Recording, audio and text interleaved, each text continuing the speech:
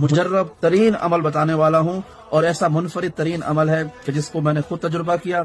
मैंने अपने बहुत सारे दोस्त अहबाब को शख्सी तौर पर बताया और उन्होंने आजमाया और आज तक मुझे दुआ देते हैं।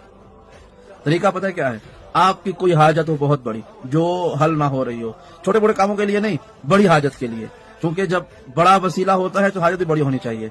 बहुत बड़ी हाजत हो, कीमती शय को हासिल करना चाहते हो, कोई बड़ा मुहिम मसला हो, उसके लिए क्या हल है कि आप मन्नत माने 14 मरतबा आयतुल कुर्सी पढ़ के इमाम हुसैन अलैहिस्सलाम को हदिया करूंगा या करूंगी जब मेरा ये काम हो जाएगा। और जैसे ही ये मन्नत माने 13 दफा आयतुल कुर्सी पढ़ के इमाम हुसैन को हदिया कर दें।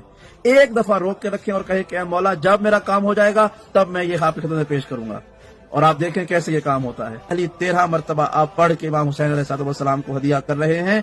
ये आपका यकीन है हुसैन इब्न अली की जात पर, आपको यकीन है हुसैन इब्न अली पर कि वो आपका काम जरूर करेंगे। जिस मन्नत को हासिल करने के लिए, जिस मकसद को हासिल करने के लिए आप ये मन्नत मान रहे हैं, हुसैन इब्न अली के वसीले के और वास्ते के साथ, उनके इख्तियारात के पास आप जा रहे हैं, इस यकीन को हुसैन कभी तोड़ेंगे नहीं। तो इसलिए आप पहले ही 13 मरतबा पढ़ के इमाम हुसैन को हदिया कर दें और ये शर्त ना लगाएं कि अगर काम पूरा हुआ तो तब आखिरी दफा पढ़ूंगा, नहीं, बल्कि कहें कि मौला जब काम पूरा हो जाएगा तब आप खिदमत में पेश कर दूंगा आखिरी मरतबा।